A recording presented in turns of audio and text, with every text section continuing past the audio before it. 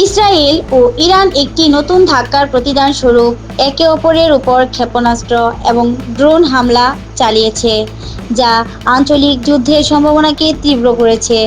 ইরানের ক্ষেপণাস্ত্র আক্রমণে উত্তর ইসরায়েলে কমপক্ষে ৩ জন নিহত এবং ১৩ জন আহত হয়েছে। ইসরায়েল তেহরানে ইরানের প্রতিরক্ষা মন্ত্রণালয় সদর দফতরে হামলা চালিয়েছে। এছাড়াও তেহরানের উত্তর পশ্চিমে অবস্থিত শাহরান তেল ডিপোতে ক্ষেপণাস্ত্র আঘাত হানে। আগুন নিয়ন্ত্রণে আনতে উদ্ধার ও উদ্ধারকর্মীরা কাজ করছে। ইরান বলছে, হামলার ফলে দক্ষিণ পার্শ্ব গ্যাস ক্ষেত্রের একটি গুরুত্বপূর্ণ অবকাঠামো ক্ষতিগ্রস্ত হয়েছে, যা দেশের জ্বালানি সংকটে আরও তীব্র করতে পারে।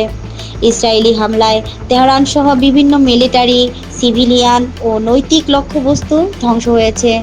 নিহতদের মধ্যে নয়া পরমাণু বৈজ্ঞানিক অন্তর্ভুক্ত রয়েছে। ইরান প্রতিশোধ হিসেবে ইসরায়েলের দিকে ক্ষেপণাস্ত্র বর্ষণ করেছে। ইরানিয়ান আকাশসীমায় হামলা চালানোর সময় ইসরায়েলের উচ্চ প্রযুক্তির ক্ষেপণাস্ত্র প্রতিরক্ষা ব্যবস্থার মধ্য দিয়ে ক্ষেপণাস্ত্র প্রবেশ করেছে।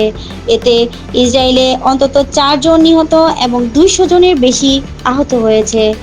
ইসরায়েলি প্রতিরক্ষা মন্ত্রী ইসরায়েল ক্যাটজ জানান, যদি খামেনি ইসরায়েলের দিকে ক্ষেপণাস্ত্র চালাতে থাকে, তেহরান পড়ে যাবে। আঞ্চলিক পরিস্থিতি আরও উত্তপ্ত হয়ে উঠেছে। ইরান হরমুজ প্রণালী বন্ধের হুমকি দিয়েছে এবং পররাষ্ট্র জোটগুলোকে ইসরায়েলকে সমর্থন দেওয়া বিদেশি সামরিক ঘাঁটিগুলোকে আঘাতের সংখ্যা দেখিয়েছে।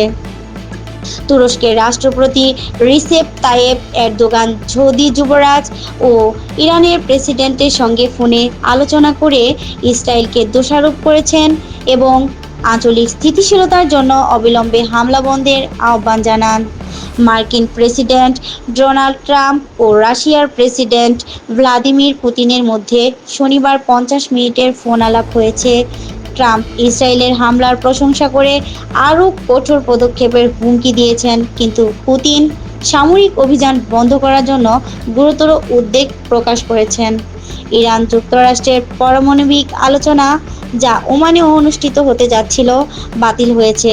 ইরানের পররাষ্ট্রমন্ত্রী আব্বাস আরাকচি বলেন, ইসরায়েলের বর্বর আক্রমণ চলতে থাকায় আলোচনার কোনো সুযোগ নেই। নাহিদা, কথা টিভি ৭১, ঢাকা।